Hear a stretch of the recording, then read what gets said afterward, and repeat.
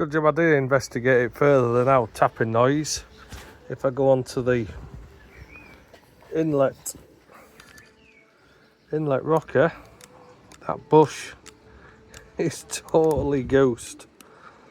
So anybody who suddenly gets really loud tappets on the Himi, it's probably the rocker that's knackered. You can even see where the cam's been catching on there. Look at the exhaust. The exhaust is solid. No play on there, it just rolls. But the inlet is ghost.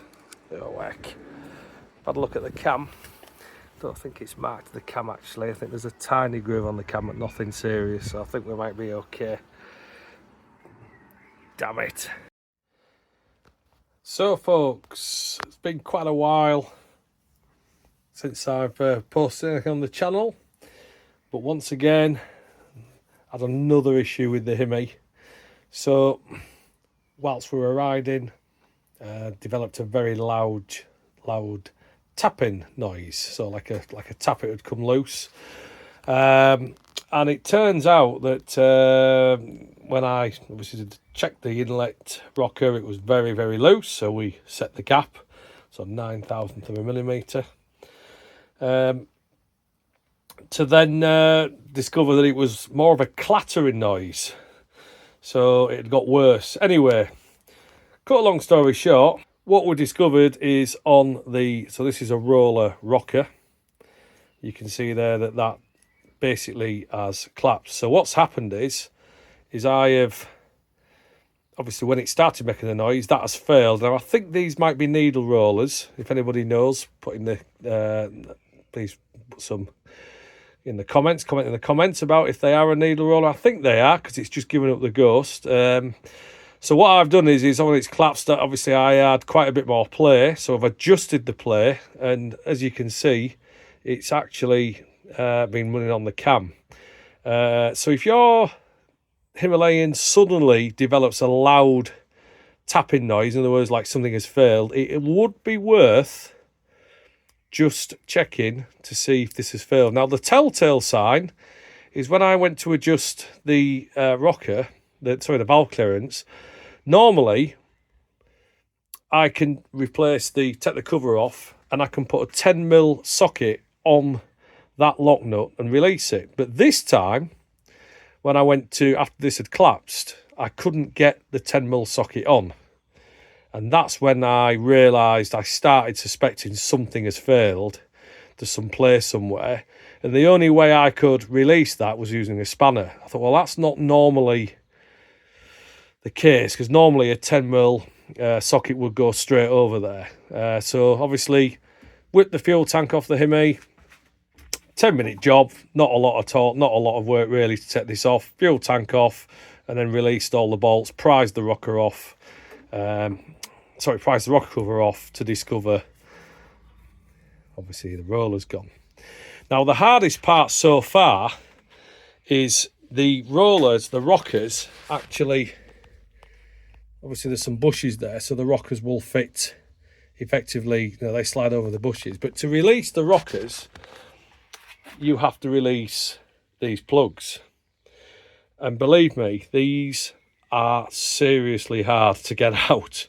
Now that one was okay. This one, however, not so. And what we had to do was it actually broke the hex socket in there. So I put a stud remover in there to try and release that, and then it cracked the actual plug. So we put loads of heat on the head, got it really hot, and I physically had to chisel this plug out to get to, obviously, to get inside to the bushes. Now, to remove the bushes, what we do is you get a 6mm bolt, screw the 6mm bolt in, and it won't come out. So, because we need to remove this bolt here, so we'll take that out there. And then that should pull very carefully. There it is.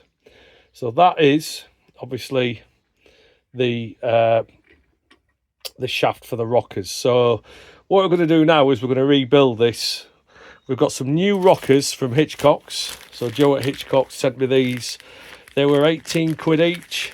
Next day delivery, usual, very good service from Hitchcock's. So although it's a frustrating job, I've had to do this, it's not going to cost the earth. And I'm going to replace both rockers, okay? Now what's interesting is if we look at the original rockers, that's the inlet and that's the exhaust. There are actually, this is a BS4 Hemi, there are actually 2 part numbers on there, so 2 cast numbers. I don't know if that's what the difference is, because physically they are exactly the same, but there are clearly 2 different numbers on there. What we'll do is release the actual tappet or the adjustment screw off the old and put it onto the new. Okay, so we've lubricated the bushes and they're nice and free. Well, I'll put a bit of oil into, so they're nice. And there's actually, they run nicely on there. There's no plate at all laterally on the which you wouldn't expect anyway. So they're nice and free and they're set up. So what we'll do now is we'll remove the 6mm bolt, and then we'll put the caps on, set them up, and then we'll put a bit of Loctite on there, put the caps back on, and then we'll clean the top of the rocker off, get the old remains of the old gasket, and then rebuild it. And all being well, that should put things back to normal. So there you go, quite an easy repair once you get these 2 caps off. So I have looked online and there are a couple of posts, if you search on the internet, failed rockers on Hemis. It seems to be not too a common issue, but it does happen. It's interesting to note that it does happen on the bikes as well, so there are other manufacturers who have suffered the same fate. But whether it's bad luck, it's the tech cam that's on there. Some people have said, is it the cam that's caused it? I really don't know, because the valves have always been in spec. I've always set the clearances to 9 thou on the inlet. Obviously the inlet is a very, very small gap. So the only other thing I can think of is if the gap has closed up and the roll has been sort of like running all the time, and if it's been too tight, has that caused it to fail? I don't know to be honest, but the exhaust was absolutely fine.